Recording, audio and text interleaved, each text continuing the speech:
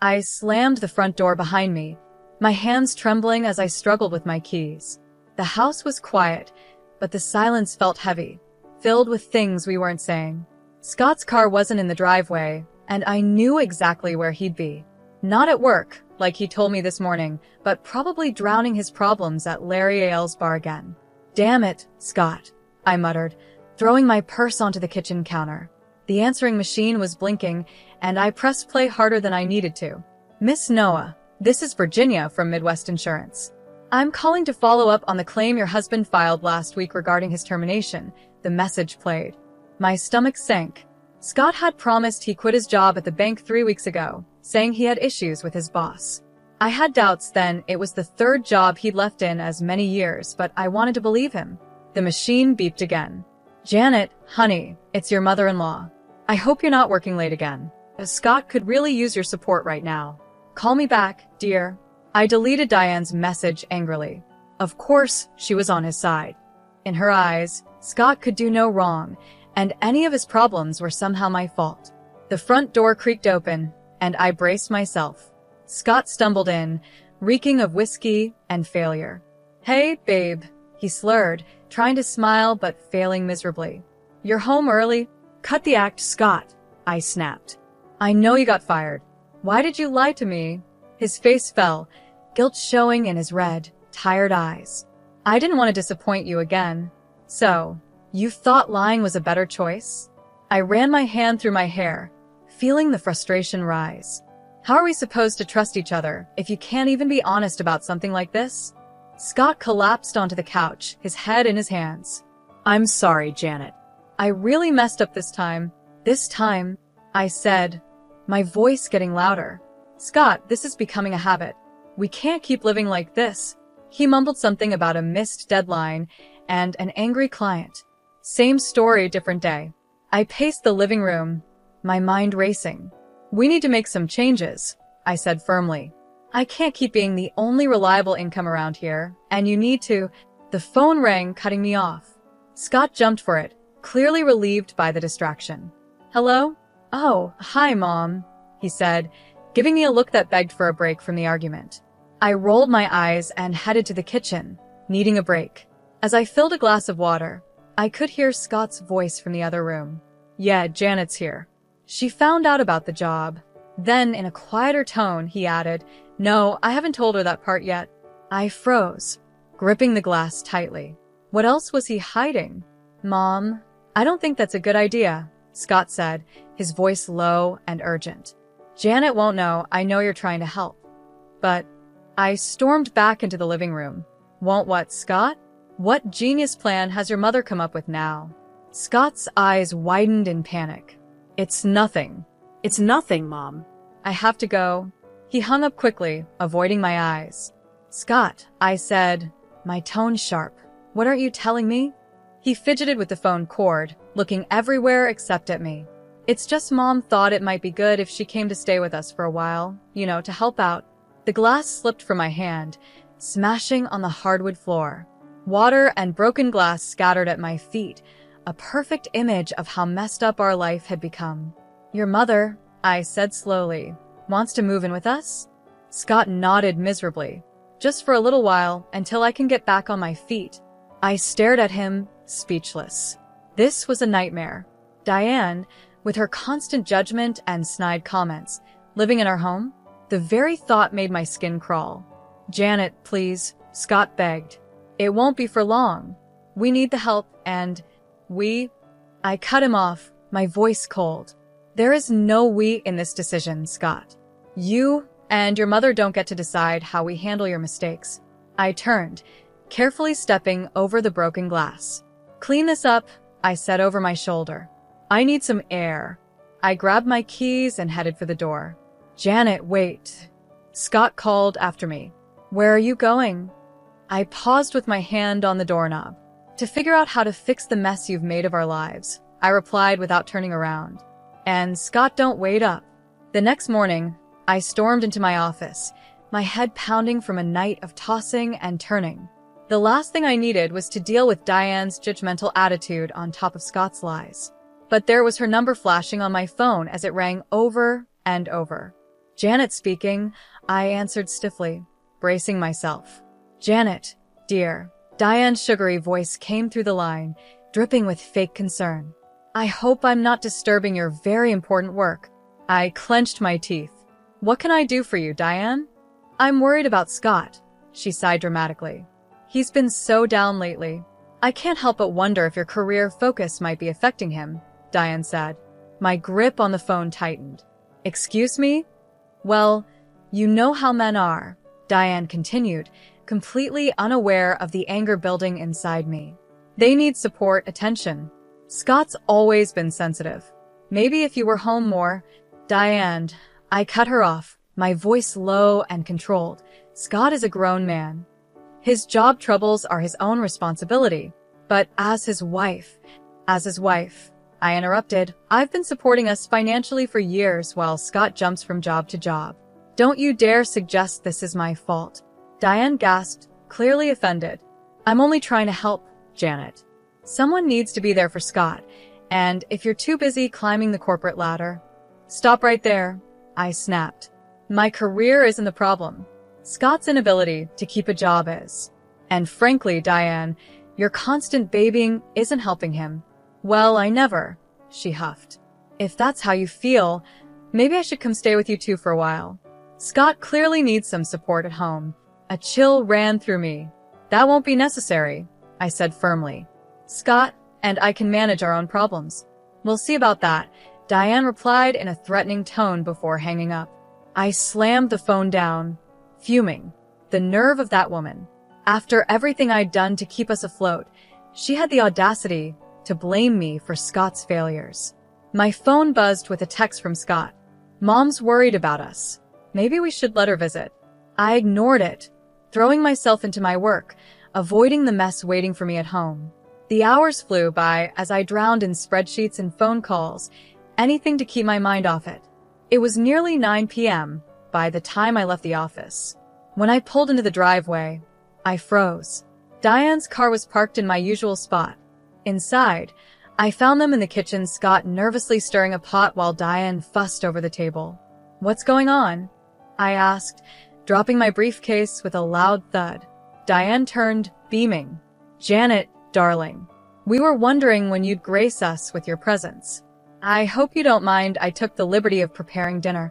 You certainly took liberties, I muttered, glaring at Scott. He refused to look at me, suddenly fascinated with his cooking.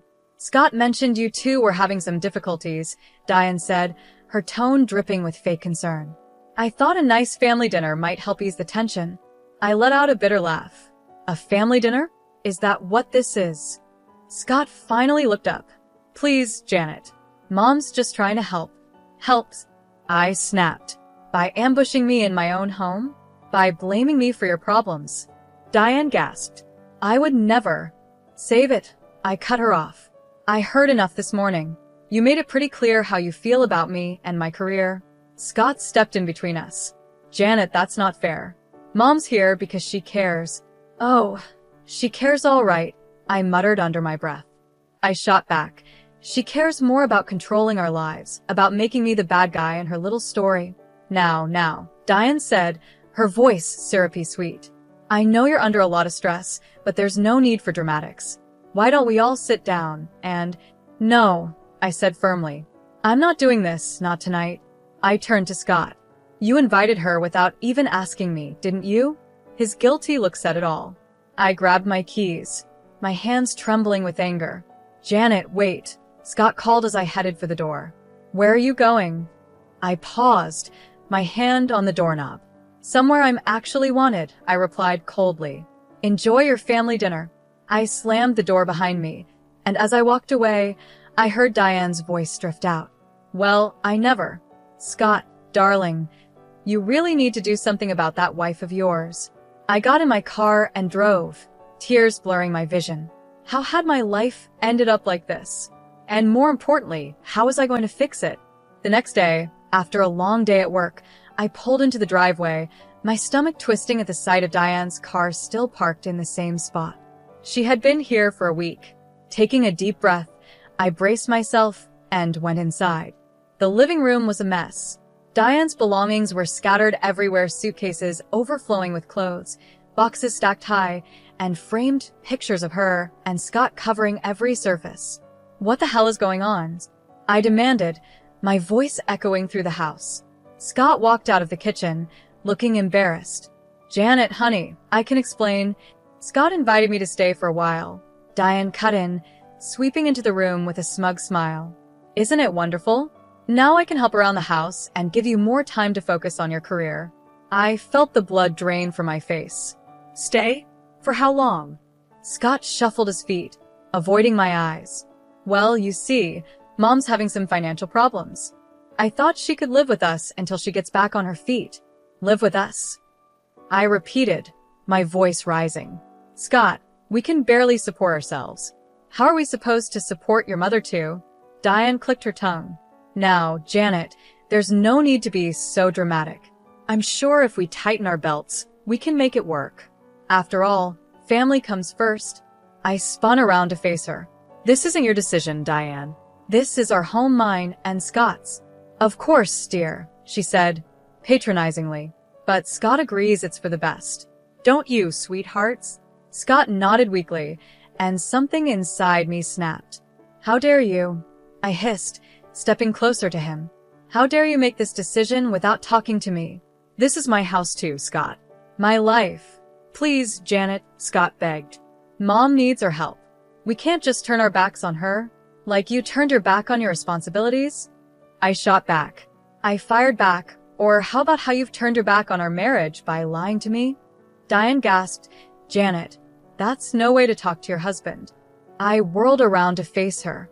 And you come waltzing in here, criticizing my choices, blaming me for Scott's failures, and now you expect me to support you.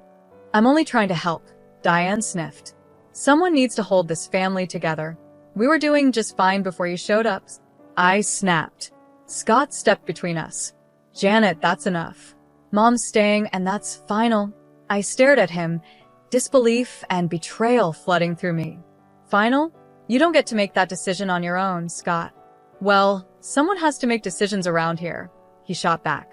You're never home anyway. His words hit me like a punch to the gut.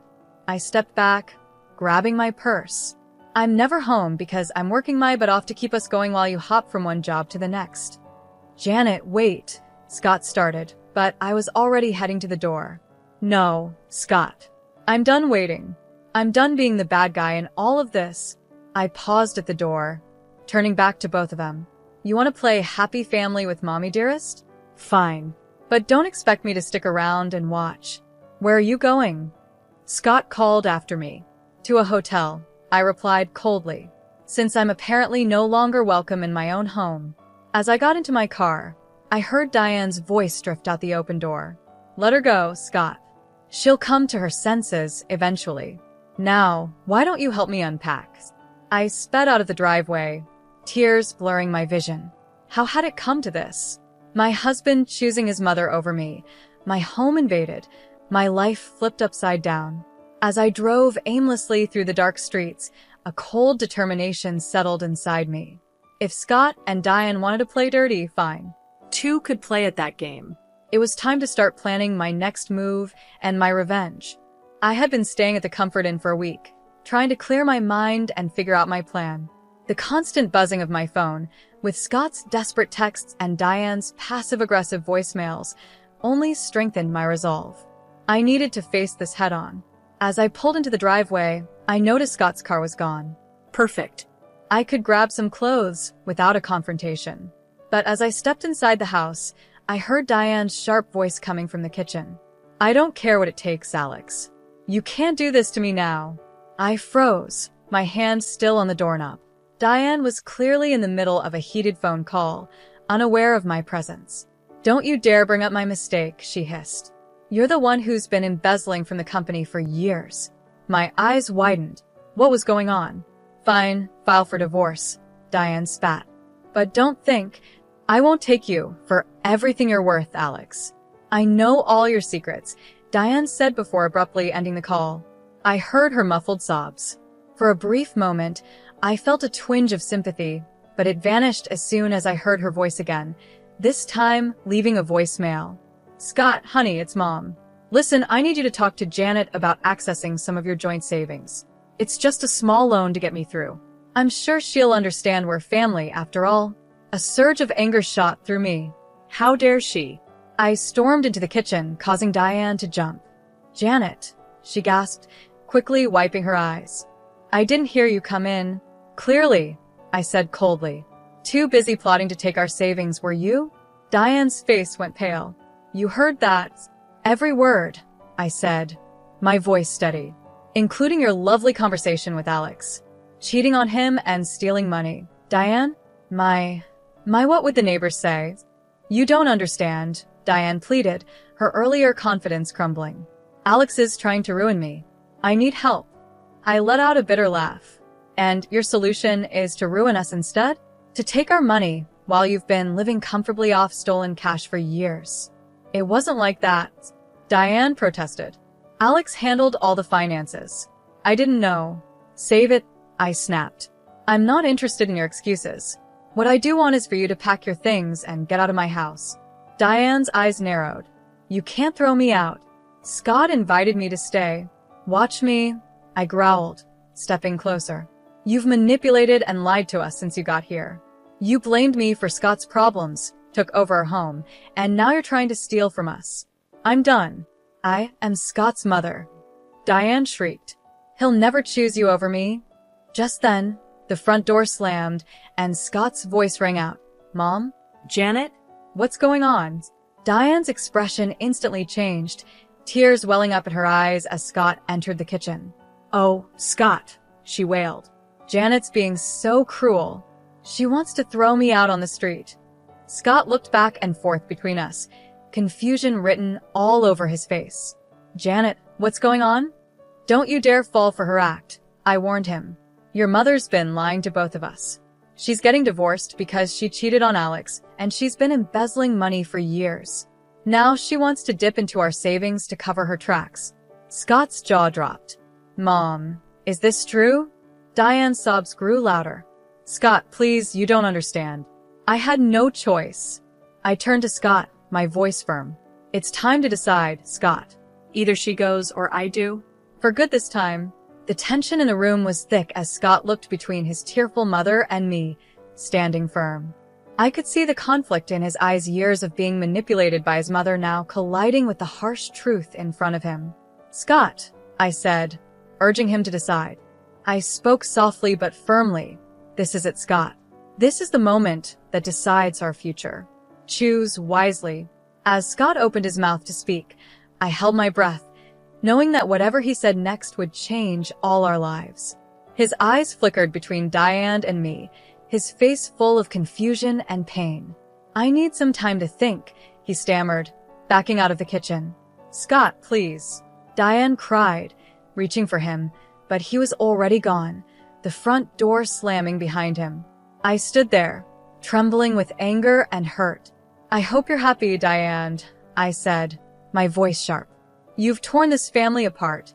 Diane's tear-streaked face hardened. You did that all by yourself, Janet. If you'd been a proper wife. Don't you dare. I cut her off, my voice cold. I'm going upstairs to pack. When I come back down, I expect you to be gone. I stormed upstairs, my mind racing as I threw clothes into a suitcase. Then I heard her voice again. Diane was on the phone. I quietly crept to the top of the stairs to listen. Alex, please, she was saying, her voice desperate. I need more time. No, don't call the lawyers yet. I have a plan. My blood ran cold. What was she up to now? Scott and Janet have savings, Diane continued. If I can just get access to them, no, they don't suspect anything.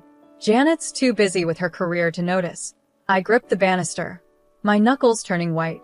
She was planning to steal from us. Just give me a week, Diane pleaded. I'll get the money, and we can make this all go away. I'd heard enough. I marched downstairs, my face stormy. Diane jumped when she saw me, quickly ending her call. Janet, Save it, I snapped. I heard everything. You're not just asking to borrow money, you're planning to steal it. Diane's face crumpled. You don't understand. Alex will ruin me if I don't pay him off. I had no choice. There's always a choice, I said coldly. And you chose to lie, cheat, and steal. But it ends now. I pulled out my phone and dialed Scott. It went to voicemail. Scott, it's Janet. Your mother is planning to steal our savings to pay off Alex. Come home now. We need to talk. Diane lunged at me, trying to grab the phone. You can't do this, she shrieked. I dodged her, my voice rising. Watch me. It's over, Diane. Your lies, your manipulation. All of it. Just then, the front door opened. Scott walked in, his face pale. I heard everything, he said quietly. The voicemail came through while I was sitting in the car. Diane collapsed onto the couch, sobbing. Scott, sweetheart, please, you don't understand. I understand perfectly, Scott interrupted, his voice firm. You've been lying to us, using us, and now you were going to steal from us. I felt a glimmer of hope. Was Scott finally seeing the truth? But then he turned to me, his eyes cold. And you, Janet, you've been so wrapped up in your job that you didn't even notice what was happening in our own home. My jaw dropped. Are you serious right now? I've been the one supporting us while you can't keep a job. I've been dealing with your mother's constant criticism and manipulation. Scott shook his head. Maybe if you'd been around more, none of this would have happened. I stared at him, disbelief and fury churning inside me. In that moment, I saw my future, one where I would always be blamed, where I would never be enough, where I would sacrifice everything for a man who would always choose his mother over me. You know what? I said, my voice cold and calm. You're right, Scott. I haven't been around enough. So let me fix that right now. I grabbed my suitcase and headed for the door. Janet, wait. Where are you going? Scott called after me. I paused at the door, looking back at the two people who had betrayed me so deeply. I'm leaving, I said firmly. For good this time. You two deserve each other. As I walked out, I heard Diane's smug whisper to Scott. It's for the best, darling. Now, about that savings account. I got into my car, my hands shaking as I gripped the steering wheel. This wasn't just about leaving anymore. It was about protecting myself and everything I had worked for. It was time to call a lawyer and start divorce proceedings. If Scott and Diane wanted to play dirty, I'd show them just how strong I could be. 3 weeks later, I sat in my lawyer Nicole's office, going over the divorce papers for what felt like the 100th time. I was determined to protect myself and my assets. Everything looks good, Janet, Nicole said. We've frozen the joint accounts, and Scott can't touch your personal savings. Are you ready to file? I took a deep breath, my hand hovering over the papers. This was at the point of no return. Just as I was about to sign, my phone buzzed. Diane's number flashed on the screen. Ignore it, Nicole advised, but something made me hesitate. I should at least hear what she has to say, I muttered, answering the call. Janet, Diane's voice was surprisingly small. Please don't hang up. I need to talk to you. I have nothing to say to you, Diane, I replied coldly. Please, she begged. I've made a terrible mistake. I need your help. Against my better judgment, I found myself listening as Diane spilled a story of deceit and desperation. Her voice cracked as she admitted to her affair, to the lies she had told Scott about me, and to her plan to use our money to cover up her husband's embezzlement. I never meant for it to go this far, Diane sobbed. I thought if I could just buy some time, fix things with Alex, but it's all fallen apart. He's filing for divorce, threatening to expose everything. I have nowhere else to turn. I felt a mix of emotions, anger, pity, and a strange sense of vindication. Why are you telling me this now, Diane? Because I realize now how wrong I was, she whispered. About everything about you. I need your help, Janet. Not just for me, but for Scott too.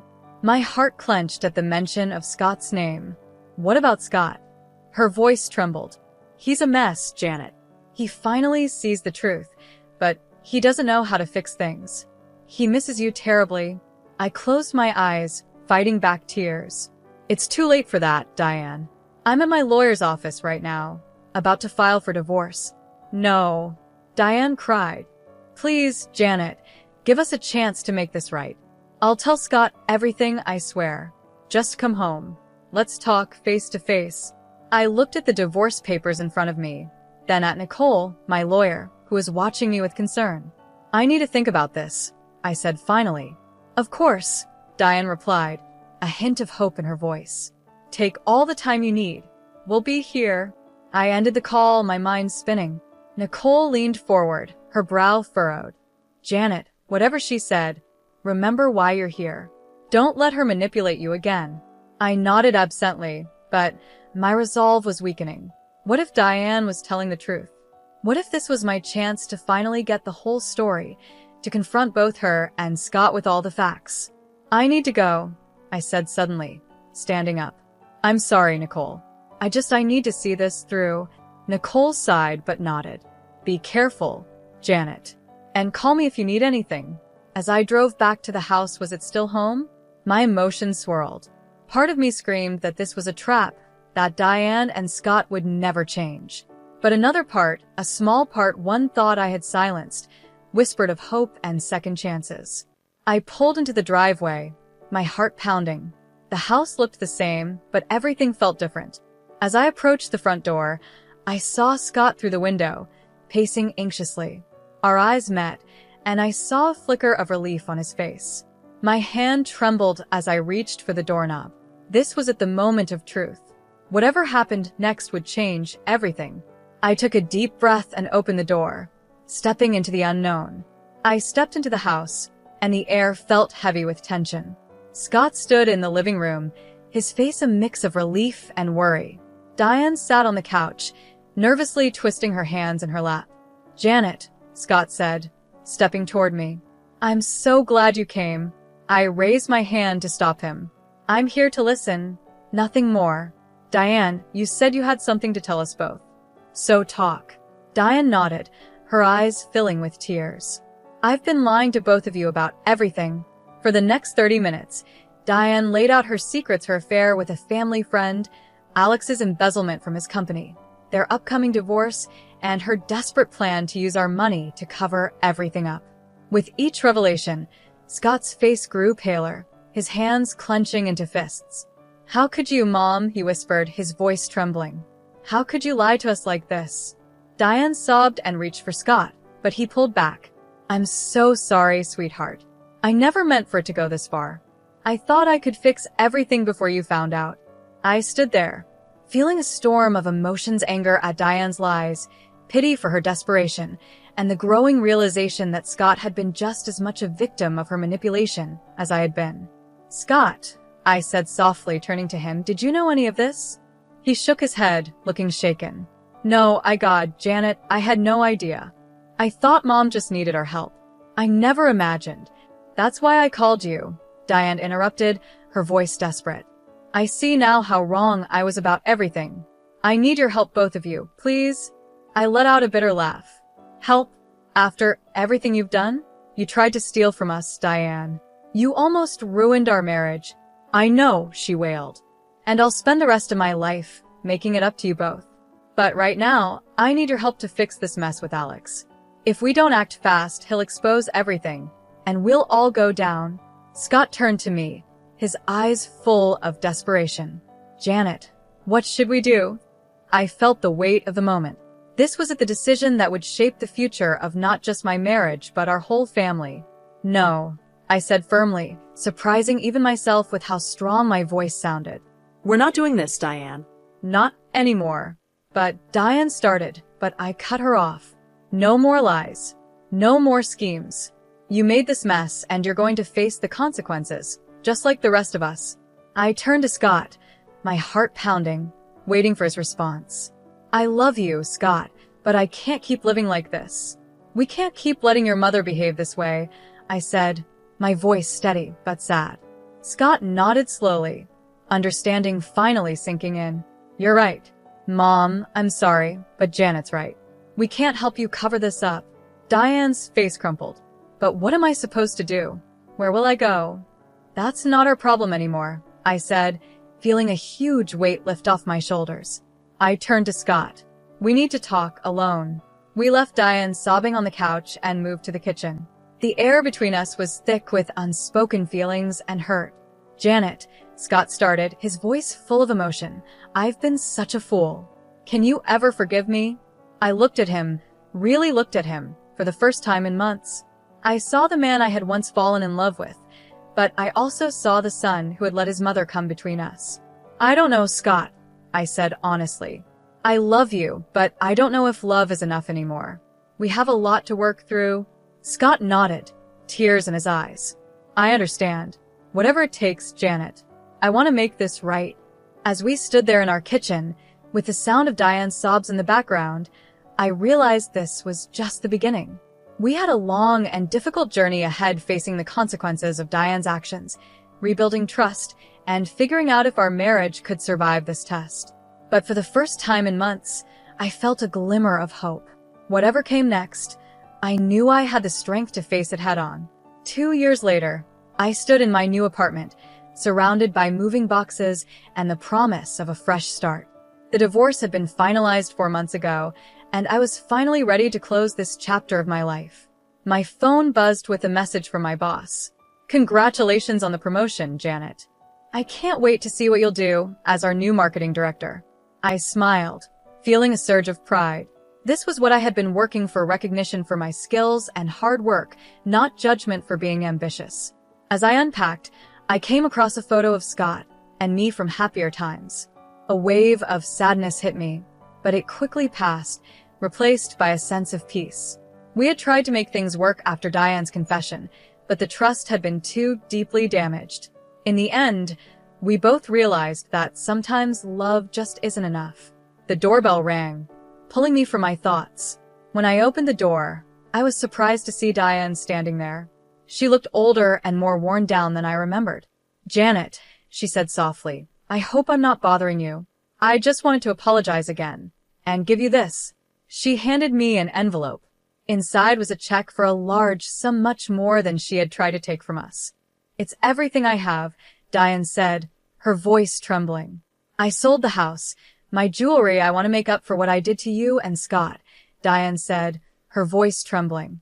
She handed me the check, and I stared at it, emotions swirling inside me. Diane, I began, but she cut me off. I know this won't fix anything, but I hope it helps you start your new life. I see that now. Looking at this woman who had caused me so much pain, I realized my anger had faded. Thank you, Diane, but I don't need this. I've already started my new life. I handed the check back to her. Use it to start over for yourself. Learn from this and be better. Diane's eyes filled with tears. You're an incredible woman, Janet. I'm sorry I didn't realize that sooner. After she left, I sat on my new couch, trying to process everything. My phone buzzed again, this time a text from Scott. Heard about your promotion. Congratulations, Janet. You always were the strong one. I smiled sadly, and I typed back a simple thank you. As I hit send, it hit me this was truly the end of an era. Scott and Diane would always be part of my past, but they no longer had any hold over my future. I walked over to the window, gazing out at the city skyline. My new life stretched out in front of me, full of possibilities. No more compromising my dreams, no more dimming my light to make others feel comfortable. I was free to be myself completely and unapologetically. As the sun set, painting the sky in shades of orange and pink, I felt excitement building inside me.